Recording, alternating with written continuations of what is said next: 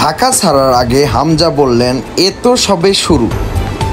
দর্শক হতাশ হয়েছেন খেলোয়াড়রাও। তবে এশিয়া কাপ বাছাইয়ে সিঙ্গাপুরের কাছে এক হারে সব শেষ হয়ে যায়নি, এমনটাই মনে করেছেন হামজা চৌধুরী।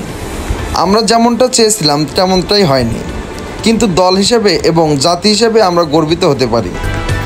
ইতিবাচক থাকতে হবে, কারণ আমরা সব শুরু করেছি। ইনশাল্লাহ আমরা যেখান থেকে চাই খুব শীঘ্রই সেখানে পৌঁছে যাব। গতকাল রাতে জাতীয় স্টেডিয়ামে সিঙ্গাপুরের বিপক্ষে ম্যাচ খেলেন। আজ ভোরেই ইংল্যান্ডের উদ্দেশ্যে ঢাকা ছেড়েছেন হামজা। তার সঙ্গে ফ্লাইটে চলেছেন সমিত সোম। যদিও গতকালে অভিষেক হওয়া সোমের চূড়ান্ত গন্তব্য কানাডা। ইংল্যান্ডে বিমান ধারায় আগের রাতে নিজের ফেসবুক পেজে সিঙ্গাপুরের কাছে 2-1 গোলে হারার ম্যাচটি কয়েকটি ছবি পোস্ট করেছেন হামজা।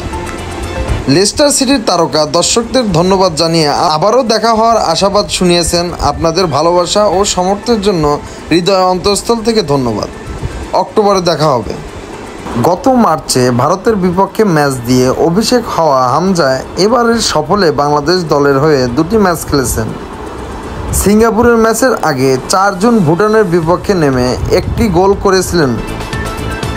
গতকাল সিঙ্গাপুরের বিপক্ষে বাংলাদেশ দলের একমাত্র গোলের উৎস তিনি। এশিয়ান কাপ বাছাইয়ের বাংলাদেশের 3য় ম্যাচ আগামী অক্টোবরে। সব কিছু ঠিকঠাক থাকলে 9 অক্টোবর হংকংয়ের ঢাকায় আতিথেয়তা দেবেন হাভিয়ের কাবারেরোর দল। এরপর 14ই অক্টোবর হংকংয়ের ম্যাচটিতে ম্যাচ খেলবেন বাংলাদেশ। এশিয়া কাপ বাছাইয়ে সি গ্রুপে বাংলাদেশের অবস্থান 2য় ম্যাচে 1 পয়েন্ট নিয়ে 3-এ।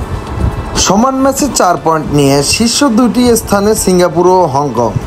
4 দলের গ্রুপে সবাই শেষে ভারত, যদিও পয়েন্ট বাংলাদেশের সমান একই।